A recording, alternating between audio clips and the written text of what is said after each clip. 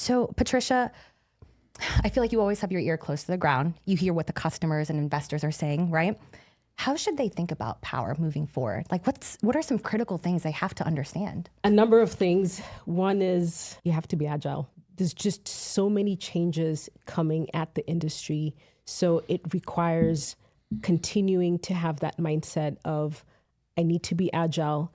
I need to be open to non-conventional solutions.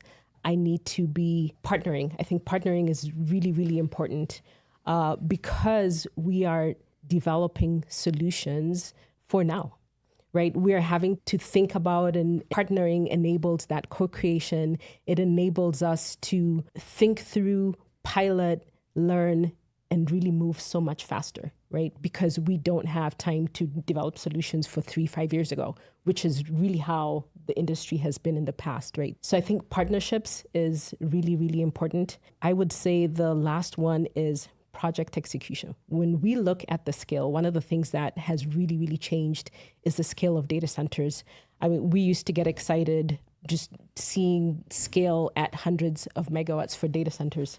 Now we're talking gigawatts. So when you think about the scale, project execution and the ability to deploy these massive facilities just becomes so important, so real. And so we can't just think about the upfront, the CapEx and all of those things. We have to think about how to get it on the ground. And even once it's on the ground, how do we continue to support these data centers? Because uptime is still the most important thing. So I would say just it's a mindset shift, right? And so just getting in the ecosystem and working with partners and moving that piece forward.